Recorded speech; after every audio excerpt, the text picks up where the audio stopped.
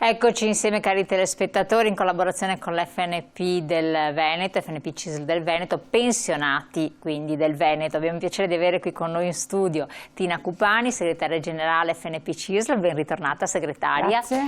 Per affrontare un tema molto importante e anche un'emergenza, un'urgenza che lo diventa sempre più. La tenuta del nostro sistema previdenziale è messa seriamente a rischio da un crollo, veramente da un crollo demografico quasi in verticale che si riscontra ancor più nei momenti di difficoltà, se poi la crisi si acuisce, questo come vedremo anche che ci spiegherà la segretaria dagli studi che sono stati fatti anche dall'Università degli Studi di Padova, tende ad acuirsi sempre più, dal fatto che non c'è una tenuta economica delle pensioni, non c'è un'adeguata rivalutazione, dal fatto che c'è un'inflazione galoppante estremamente alta, da tanti fatti insomma, che sono concomitanti e tendono tutti a convergere purtroppo in un medesimo periodo storico.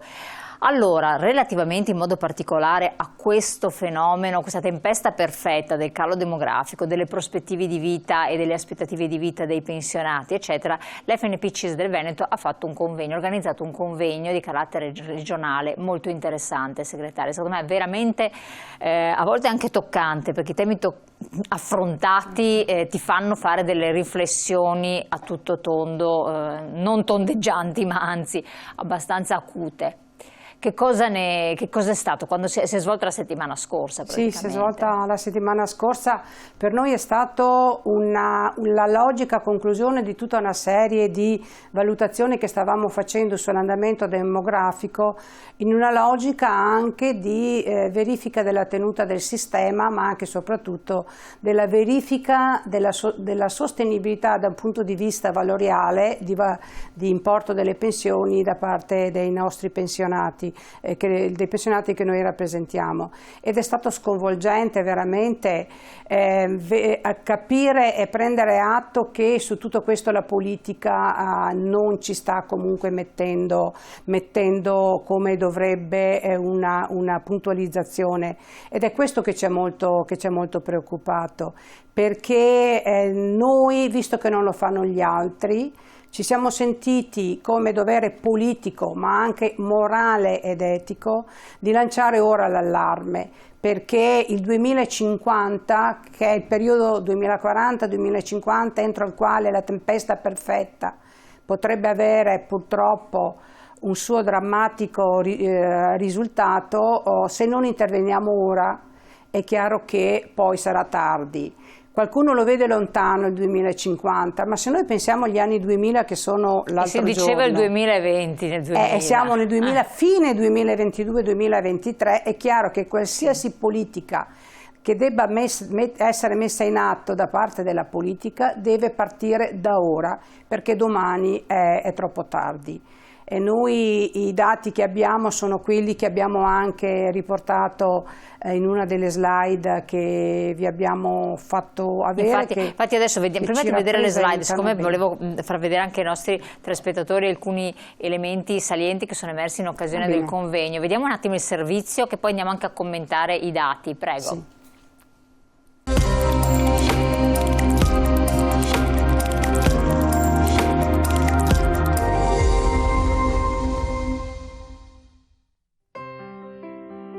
Il sistema previdenziale è a forte rischio, è una tempesta demografica perfetta quella che si sta abbattendo ormai da anni nella nostra società e che rischia di peggiorare ancora di più, tanto che nel 2050 il rapporto tra popolazione non attiva e attiva potrebbe raggiungere l'87%, ciò significa che ci vorranno 100 persone attive economicamente per sostenere 87 che non potranno esserlo, tra bambini, adolescenti e anziani, quando di solito il rapporto dovrebbe essere del 50%. Per questo è fondamentale mettere in atto politiche per la natalità, per l'occupazione di donne e giovani e per la gestione mirata dei flussi migratori. Un tema affrontato nel convegno Calo demografico, quali ricadute sul sistema socioprevidenziale, organizzato dalla FNP CISL del Veneto. Se non si affrontano adesso con una politica lungimirante, con la capacità appunto, leggendo l'andamento demografico, di fare riforme che siano sostenibili in un futuro breve e anche medio, è chiaro che poi ci troveremo ad affrontare i problemi di un domani con la consapevolezza che noi oggi non abbiamo fatto niente perché questo non accada. L'aspettativa di vita in aumento, passata negli ultimi 40 anni da 74 a 82 anni, il calo demografico da 1,6 a 1,2 figli per donna e uno spostamento in avanti dell'età in cui una donna ha il primo figlio, dai 25 ai 31 anni, sono fenomeni comuni ai paesi europei. La differenza però sta tutta nelle politiche messe in atto dai vari stati per affrontare le conseguenze e l'Italia su questo non brilla certo per lungimiranza.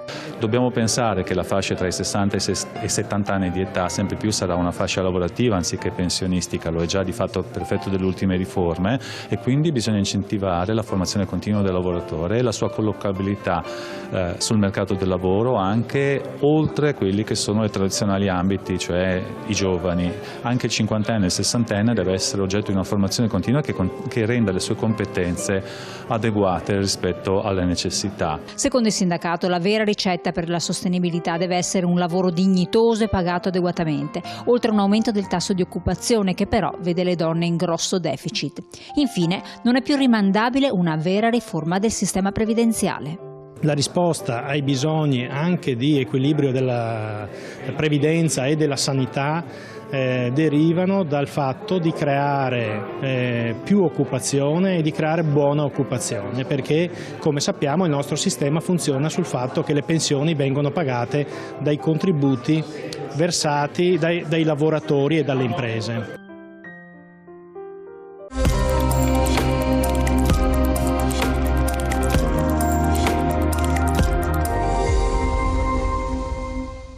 Rieccoci in studio, siamo sempre con la segretaria generale Tina Cupani. Tempesta perfetta, qui possiamo vedere appunto la prima slide, abbiamo sottolineato più volte, l'avete puntato l'attenzione anche voi in occasione del convegno. Fa paura, però è un dato di fatto, eccola qua. Perché è da lì che si parte da una speranza di vita che investe la nostra popolazione, che è sempre in aumento. Ben venga. Vuol dire che abbiamo 82 anni, speranza di vita, è buono. Un sistema sociale che è di utilità, però 82 anni vuol dire andare, da un punto di vista pensionistico, un utilizzo della pensione di molti anni. Tutta la questione legata alla denatalità, quindi la media è 1,2 attuale figli per donna. Come si diceva, un tasso di occupazione che è ancora basso, perché il 58% per un sistema economico che dovrebbe sostenere il sistema pensionistico è un tasso molto basso, e all'interno di questo 58%, come si diceva prima giustamente nel servizio, c'è tutta una questione legata all'occupazione dei giovani, al precariato e soprattutto alla mancanza di un livello di occupazione femminile che dovrebbe, rispetto al medio dell'Europa, che è ancora in deficit. E dopo la novità un po' che stiamo registrando in questi ultimi tempi, che noi abbiamo più emigrazione, cioè più nostri giovani che vanno all'estero e non tornano più, perché la nostra speranza era che, fatta un'esperienza, che acquisiti delle competenze, tornassero perché il loro paese offriva qualcosa di migliore, e invece non tornano perché non hanno prospettive, non perché non vogliono tornare. E meno immigrazione da un punto di vista di nascite. Gli immigrati che vivono dalle nostre parti, nelle nostre realtà, si sono un po' adeguati al nostro sistema e fanno meno figli, cosa che invece noi continuiamo ad insistere, si potrebbe da un punto di vista di regolazione incentivare i flussi migratori con sistemi controllati che favoriscano un po' anche un inserimento nel nostro sistema produttivo di persone qualificate o da qualificare, che potrebbero aiutare il sistema, perché sembrerà molto lineare il ragionamento, però meno gente che lavora, meno risorse e meno possibilità di sostenere sia il sistema sociale che il sistema pensionistico in futuro. Quindi siamo preoccupati ora perché il futuro è alle porte e non ci stiamo muovendo. Anche perché poi queste giovani generazioni hanno una minor potenza contributiva, Certo. effettivamente guadagnando di meno, ma anche le donne stesse, se guadagnano di meno, sono pensioni più basse, così anche i giovani stessi con il sistema invece che retributivo, contributivo, versano meno contributi, ma perché guadagnano di meno, quindi è un gatto che si morde la coda, ho capito, lo paghi meno adesso, però un domani lo Stato dovrà in qualche modo intervenire, punto di domanda. C'è la seconda, sì prego. No, il sistema contributivo è un sistema che di fatto è un'anticipazione, un anticipatorio di una pensione che sarà relativamente molto bassa, e quindi anche qua bisognerebbe mettere in piedi un sistema di garanzia pensionistica per i giovani che possano avere un riconoscimento di una continuità contributiva anche nei periodi in cui non prestano attività lavorativa, e quindi anche questo è un intervento a favore dei giovani che dovrebbe essere messo in atto. La proposta è lontana negli anni, ci sono stati disegni di legge, però non si è ancora concluso quel percorso, quindi una tutela di garanzia per i giovani deve essere messa in atto. Teniamo conto che normalmente adesso si entra nel mondo del lavoro 25-30 anni, difficilmente si entra nel lavoro prima, e con attività lavorative discontinue, come diceva lei, di precariato, sottopagate e soprattutto con salari che non sono dignitosi, anche perché spesso si ricorre a part-time involontari che di fatto costringono la persona ad avere attività lavorative di 2-3 ore al giorno per una settimana completa, che al termine del mese si può quantificare in 500-600 euro di effettivo salario, con una contribuzione che di fatto da un punto di vista pensionistico diventa irrilevante. Assolutamente. Volevo vedere anche la seconda slide perché ci fa capire un'altra cosa, l'importanza di questa dipendenza tra la popolazione non attiva e la popolazione attiva. Anche questo è un dato abbastanza preoccupante. Sì, questo è il dato più preoccupante, perché qua c'è tutta la sostenibilità in questo rapporto, perché dato il 50% la gestione ottimale del rapporto fra popolazione attiva, che come è scritto, come è precisato nella fascia verde, si intende popolazione fra i 15 e i 64 anni, anche se noi sappiamo benissimo che a 15 anni, esatto, a 15 anni pochissimi nostri ragazzi iniziano a lavorare, però la statistica fa riferimento a questo dato, e considerando non attiva la popolazione che va o dai 0,14 è di per sé scontato, e dai 65 in su. Quindi se noi guardiamo il 1982, qual era la fascia della popolazione non attiva, e la sviluppiamo in una proiezione del 2050, vediamo che la popolazione non attiva è il doppio le persone anziane, sono il doppio dei nuovi nati e dei ragazzi, cioè da 0 a 15 anni. I giovani si sono dimezzati e gli anziani si sono raddoppiati. Sono raddoppiati. Infatti. E quindi è tutta qua la non sostenibilità del sistema, perché data 50 la forza lavoro, quindi 2 attivi che in qualche maniera mantengono il non attivo, che forniscono le risorse perché il non attivo possa avere una sua entrata, un suo reddito, è chiaro che la situazione diventa da questo punto di vista uno degli allarmi che maggiormente noi stiamo ipotizzando. Quindi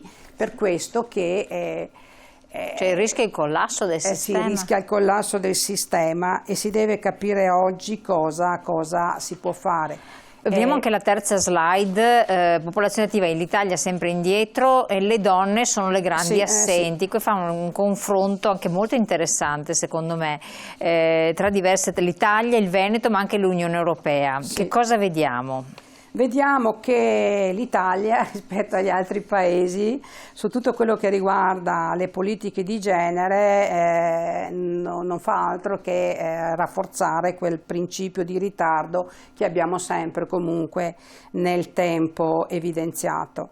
C'è un discorso di non equità salariale, quindi le donne a parità di mansione, a parità di svolgimento di incarichi prendono meno e vengono meno occupate. Quindi qua c'è un ragionamento che noi possiamo tranquillamente, dobbiamo legare anche ad un supporto di un tessuto sociale a favore della donna, a favore della famiglia, in modo che la donna possa lavorare. Però c'è anche un altro fattore: noi dobbiamo mettere in condizioni le donne di lavorare con un riconoscimento non solo professionale ma anche retributivo ed economico. Sì, per forza. Quindi noi a supportare le famiglie nella cura della persona, sia dei bambini piccoli ma anche degli anziani, perché se scarichiamo, come si fa sempre, sulla figura femminile anche la cura dell'anziano non autosufficiente, di fatto vincoliamo anche il mantenimento e l'inserimento della donna nel mondo del lavoro. Anche questo l'abbiamo più spesso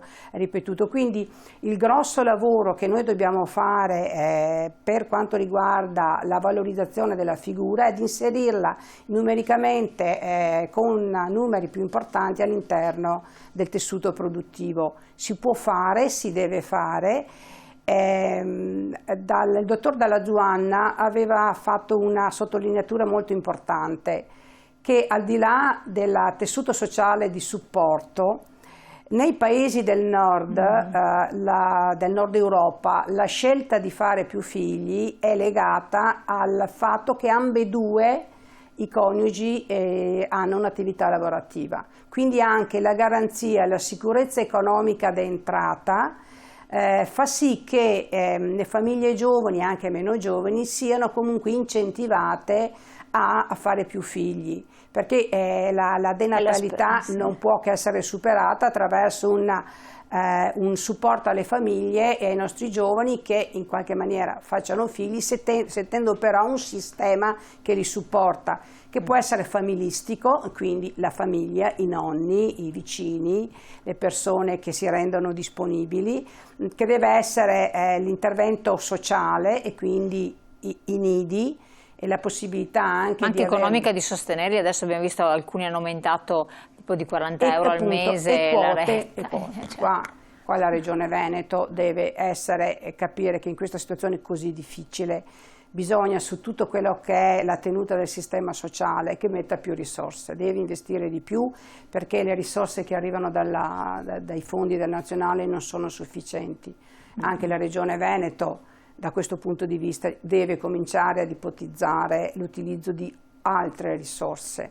Ma poi la cosa sconvolgente, lei l'ha detto molto chiaramente, con delicatezza, ma sostanzialmente dove entrano più soldi la famiglia cresce. Sì. Tant'è vero che gli extracomunitari arrivati da noi, anche dove la donna non lavora perché non si è integrata per varie ragioni, non è che fanno i figli che facevano nel loro paese, anche loro hanno una media drasticamente ridotta, 1 o 2 figli. Questo vuol dire che se non hai risorse finanziarie non puoi fare purtroppo niente, cioè, quindi sei immobilizzato. Appunto, anche se hai il supporto non puoi fare niente. Esatto, anche se c'è un supporto, quello è il fatto. Quindi da una proiezione che avevamo fatto, se noi rapportassimo il gap, la differenza rispetto all'Europa, e maggiori donne entrassero nel mondo del lavoro, avremo 200.000 persone occupate. 200.000. Sapete cosa significa avere 200.000 redditi che entrano, forza lavoro, e anche per noi, scusate se siamo un po' utilitaristici, anche garanzia del sistema, della tenuta di un sistema contributivo a divenire, perché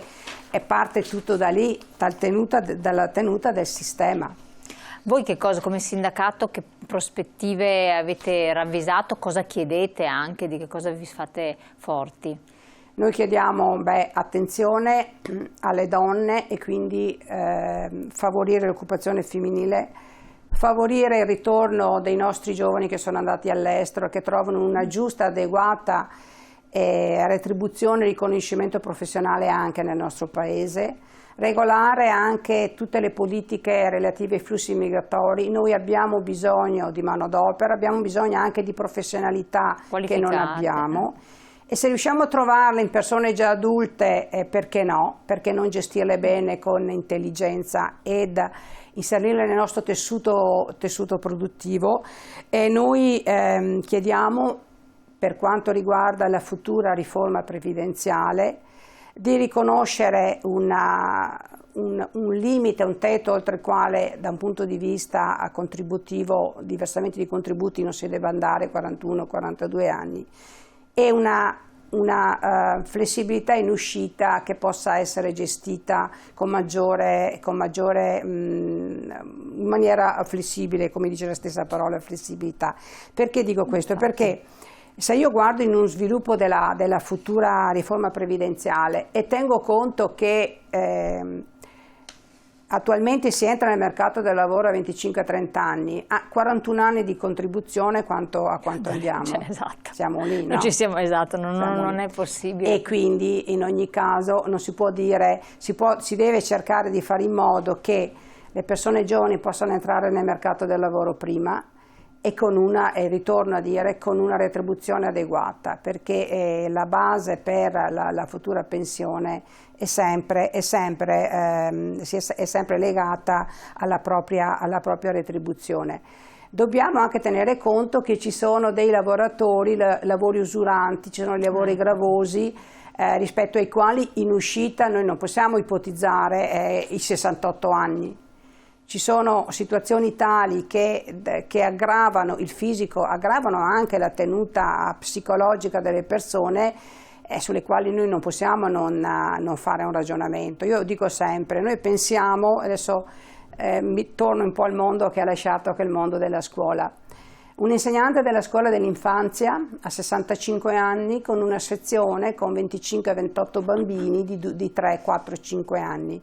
Cioè, se noi pensiamo che questa possa iniziare una carriera a 20 e dopo 45 anni sia ancora in grado, senza difficoltà e senza stress personali o particolari, a sostenere questa professione, è chiaro che non ci siamo. Quindi lavori gravosi, lavori usuranti, lavori che affaticano sia il fisico ma anche la tenuta, insomma, ma poi più che altro col cambiare, perché ci sono delle professioni, prima dice l'insegnante, che ha fatto l'esempio lei, ed effettivamente è corretto e calza, perché in sé per sé l'insegnante non solleva pesi, per carità, non si mette solleva i bambini piccoli, esatto, quando devono andare in bagno nelle scuole dell'infanzia. No, ma c'è un problema anche molto semplice, che i bambini di adesso non sono i bambini di 40 anni fa, perché tutti quanti noi quando eravamo piccoli avevamo la maestra, che comunque raramente era una maestra giovane, le supplenti erano giovani ma la maestra aveva la sua bella età, la classica maestra, o anche all'asilo c'erano le suore,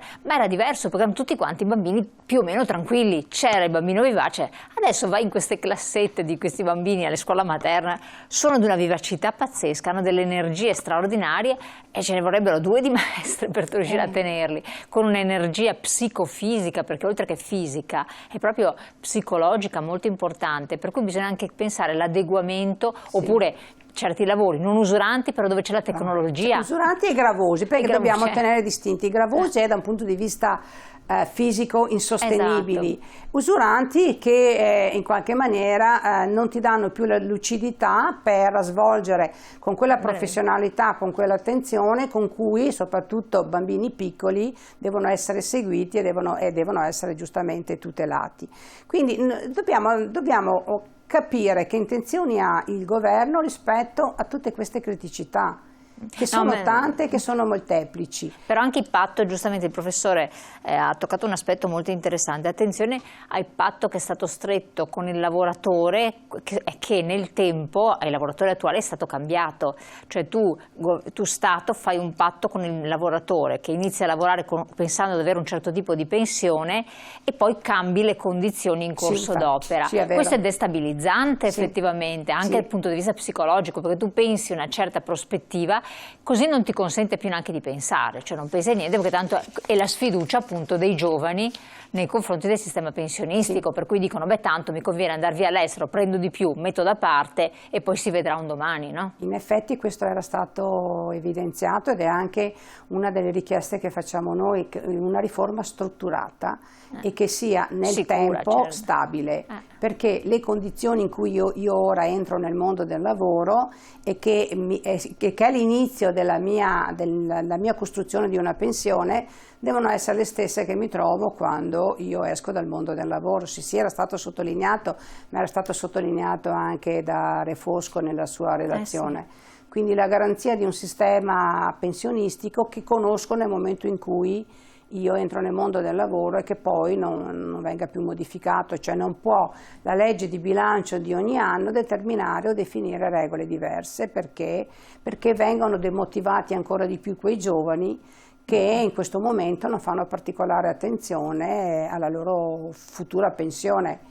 Le forze, voi avete avuto comunque degli incontri con esponenti politici, poi bisogna vedere con il nuovo governo, perché tutte queste cose qua c'entrano ben poco le istituzioni locali, ma bisogna vedere il governo centrale. Hanno dimostrato sensibilità anche a questo tema, a questi temi che sono importanti, oppure non ne sono neanche conosciuti? Quando si pone la questione, quando si forniscono i dati, quando si lancia l'allarme, ci sentiamo rispondere sì, è un problema serio. Punto. Sì, è un problema serio. Questo io mi sono sentita rispondere. Pensavo che in qualche maniera qualche obiettivo di proposta politica e di costruzione di percorso politico o in qualche maniera lo avessero in mente, però in questo momento, ed è anche per questo che noi abbiamo fatto il convegno, perché ci siamo accorti che nelle proposte politiche di nessuno dei partiti in questo momento che in qualche maniera partecipano alle elezioni politiche, questo problema è sul tavolo e all'ordine del giorno. Questo è abbastanza allarmante però, perché i risultati che sono emersi, le considerazioni state fatte, gli studi che sono stati effettuati fanno venire fuori un'emergenza, cioè adesso uno sta adesso urlando, perché attenzione, tra poco i baby boomers famosi, che sono vuol dire tantissime persone, arrivano alla pensione e dopo? Infatti, quindi, quindi io credo che i dati che ha l'INPS, che i dati che abbiamo noi sindacati, che i dati che hanno tutti gli statistiche, tutti quelli che studiano e che in qualche maniera stanno da mesi ponendo all'attenzione dell'opinione pubblica ma anche della politica il tema dell'andamento demografico, non abbiano raccolto in questo momento un interesse particolare della politica. Io è da un anno che sono segretaria dei pensionati del Veneto e devo